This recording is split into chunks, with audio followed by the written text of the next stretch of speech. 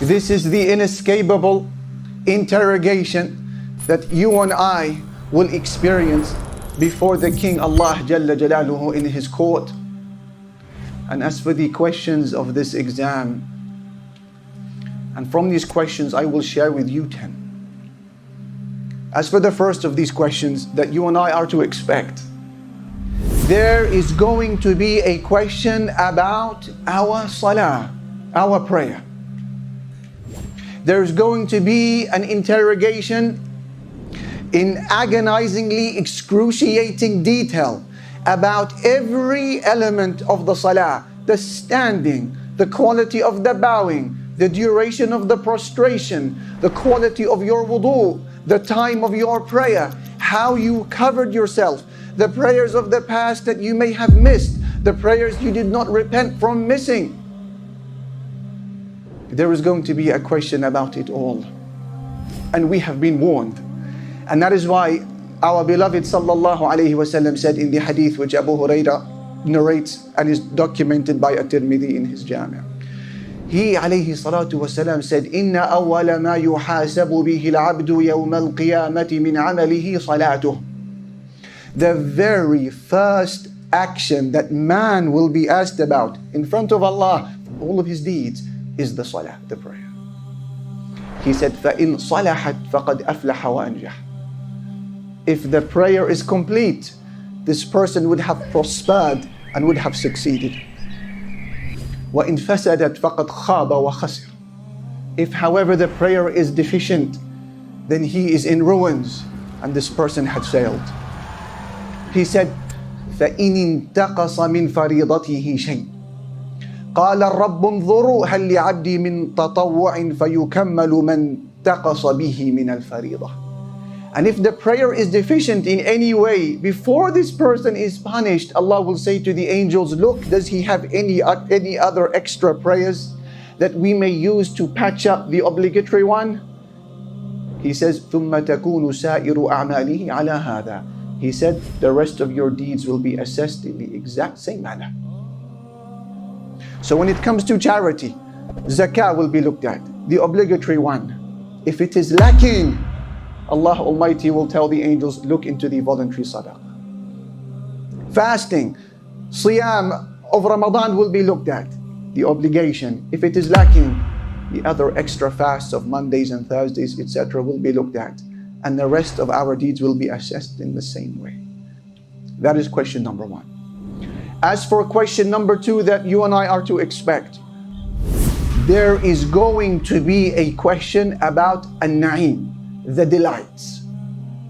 All of the blessings that we are enjoying from head to toe, the macro, micro, material, immaterial, religious and unreligious blessings, there is going to be a question about them. La ilaha illallah. Allah said, ثُمَّ لَتُسْأَلُنَّ يَوْمَئِذٍ عَنِ النَّعِيمِ.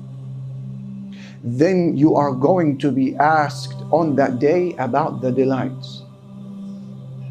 Qatada ibn Di'amat al-Sudsi, he said, As-Sadusi, he said, Inna Allah sa'ilun kulla dhi ni'matin fima an'ama alayh. Allah will ask every recipient of a blessing about that blessing. And according to the Prophet Muhammad sallallahu alayhi wasallam, some drinkable water and some basic dates and some simple meat will be questions that will be asked about on the day of judgment. According to him, they were delights.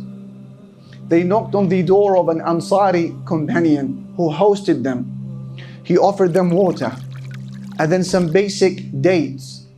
He said to them, give me a moment. And he went out and he slaughtered an animal for them, then presented them with some meat. And when they had finished eating, our Prophet sallallahu alaihi wasallam looks at Abu Bakr and Umar and he said to them, وَالَّذِي نَفْسِي بِيَدِهِ لَتُسْأَلُنَّ عَنْ هَذَا النَّعِيمِ يَوْمَ الْقِيَامَةِ. He said, I swear by Allah who possesses my life, we are going to be asked about these delights on the day of judgment. Water, dates, some meat. That is question number 2. As for question 3, 4, 5, 6, and 7, these 5 are found in one hadith. The hadith which At-Tirmidhi narrates in his Jami' on the authority of Abdullah ibn Mas'ud. that the Messenger sallallahu alayhi wasallam said, لا تزول قدم ابن آدم يوم القيامة من عند ربه حتى يسأل عن خمس. The feet of man will not move from the presence of Allah till he is first asked about 5 things. Meaning we are not going anywhere till we manage to find answers to 5 questions that are inescapable. What are they? Here they come. عن حياته فيما أفناه. Your life, what you did with it. وعن شبابه فيما أبلاه. And your youth, how you spent it. وعن ماله من أين اكتسبه وفيما أنفقه. And your money, how you earned it and how you spent it. Number 5, وماذا عمل فيما علم. And what you did with the knowledge that you acquired. No one can say they haven't been warned. Here are the questions. Open book exam. He said your life and what you did with it. Your 60, 70, 80 years, our lives, if we wanted to summarize them in one word, sentence or paragraph, what would it be? There will be a question about that on the Day of Judgment. Then there will be a question about the youth, as you just heard. When you felt that your desires peaked, when your impulse, your urge as a young man or woman rocketed through the roof, how did you behave? How did you manage that? When you compare yourself as a young man, a young woman with your peers and how they behave, are you the same? Are there parallels? Or are you distinct in your behavior as a practicing Muslim? That's question number 2. Then money, number 3. How you earned it. The opportunities of making cash today are so many. Are you one who subscribes to, by any means necessary, policy in life? How are you making your money? Does it even cross your mind to say, is this halal or haram before investing? And then how you spent that money. Where is it going? These are questions we are to expect in front of Allah. And then what you did with your knowledge. A basic khutbah like this afternoon. This is knowledge we are gaining. Will it be translated into application, or will it be another one added to the archives of our memory? This is a question. Question number 8. Allah has promised that there is going to be a question about the senses that we have been blessed with. Al-Hawas. Allah Jalla Jalaluhu said, وَلَا تَقْفُ مَا لَيْسَ لَكَ بِهِ عِلْمٍ. Don't pursue that which you have no knowledge of. Why?